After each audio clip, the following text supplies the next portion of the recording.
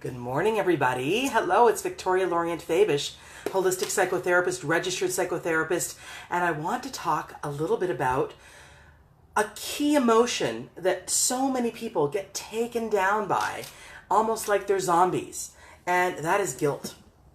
So I really want to talk today about stopping the enslavement, the emotional enslavement of guilt. And, it's something that I have worked on tremendously. We inherit it from family of origin, family culture, and we sort of allow it to promulgate and to be part of our being on a regular basis. And let me be clear that I'm not saying banish a feeling of feeling badly if you've done something wrong. So if you've done something wrong and you have assessed that you've harmed someone or deliberately hurt someone, yes, let's use the word guilt, because that's an appropriate emotion for deliberately harming or hurting or doing something that's clearly not that's wrong. But let's only use guilt for those incidences, and let's use something else. So I've seen people feel guilty when, myself included, feeling guilty when you don't do what the other person wants, feeling guilty when the other person's disappointed, feeling guilty when, things don't go as planned. All these things are not appropriate places to put the feeling of guilt. Guilt is appropriate when you do something wrong. But if things occur, if someone's not happy, these are not things to feel guilty about. These are things to say, I feel sad. I feel sad that this person isn't feeling, okay, or I feel, an uneasy feeling that the thing didn't go well.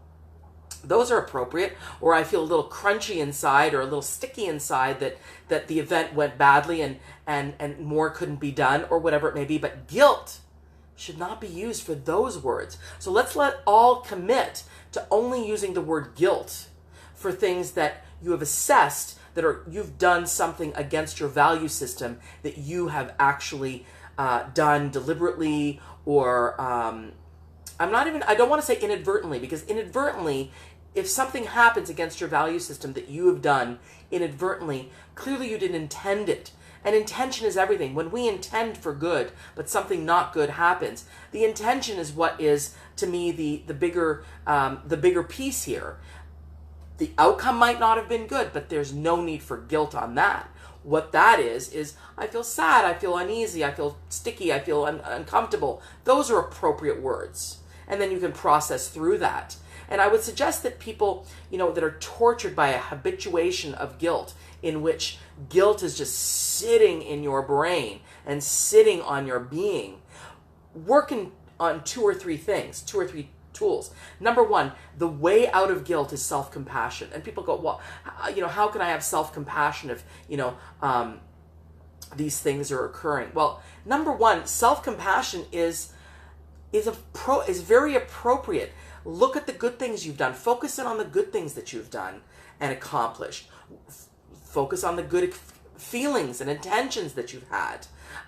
Those feelings, those intentions for someone else's good, for your own good, for something else to go well. Those intentions, write them down, because that will start to build a case for yourself in which you go, I'm a good person, and therefore remind yourself. We tend to not, we tend to not remember what we've done good, and that is positive. So write those things down, and also cultivate positive thoughts, so that if you're you need to catch yourself in the negative thought, this is all bad, this is all terrible, I'm bad, this is bad, that. Always put in words that break up the solidness of the negativity. Break up the negativity. Because if you're saying, I'm the one that always gets left behind, is something I hear, then break that up with, up until now, I'm the one that always gets left behind. So that there's this possibility in your mind that you're acknowledging the authentic truth feeling of yourself, but you're breaking up the solidness. You're not just allowing that negative belief about yourself to just sit there and take root in your brain, okay? So break up the negative thoughts and the negative beliefs with words like yet, I just don't seem to succeed yet. Up until now, I get the bad end of the stick, but good things are coming. It's almost like you need to force a cultivation of positivity in your brain on a regular basis. Because if you don't, what you will do is you will, of course, your brain, I've said this many times, and other speakers that I've spoken to here, is like, Velcro for negativity and like Teflon for positivity. So you need to really groove in the positivity so that your neural pathways, my goodness, so that your neural pathways, can generate some positive pathways in your brain. And Scott says, if the guilt is related to another person, communication and forgiveness could be very freeing. Exactly. And let me be clear, Scott, I'm not talking about banishing guilt altogether. If you've done something wrong, by all means, feel badly and look to correct it and look to improve it. But to ascribe the word guilt to everything is like, basically whitewashing life, essentially, and saying, and basically setting yourself up to have neural pathways that are constantly geared toward a negative state of being. And when you're in a negative state of being, here's the thing, you get resentful, you get embittered, and you don't want to help others. And what are we here for? We're here to help the planet. We're here to improve the planet. We're here to be kind. We're here to be good. That's essentially our nature. But things happen and we get embittered. And we convince ourselves that negative thing that happened to us is somehow, we deserved it, or we're bad, or, life sucks, or whatever it is that you're saying. Break it up. Break up that negativity with other kinds of words, because words have power. Words are vibrational, and words can really, set your vibration up to attracting more negativity. Negativity begets negativity. Positivity, on the other hand, also begets positivity. But you need to work on positivity 5 times more often than you need to work on negativity. Because our brain seems to be wired for negativity because we have a survival instinct in us. And so we're always looking for possibilities of, how can we save ourselves? How can we make this better? So it's almost like the brain is wired for the negative, but we need to work on getting that brain in a positive groove and a positive neural pathway, and cultivating positivity, cultivating self-forgiveness, cultivating self-compassion, which you cut yourself a break, but not allowing yourself to just willy-nilly do negative things to other people or other things. It's like, cut yourself a break, be kind, be your own best friend. And the only method to that is to work on your thought processes. Use guilt as a word that is only ascribed to things that you assess that you have done deliberately that are outside your value system. Then you're like, yeah, I feel guilty about that. That's appropriate.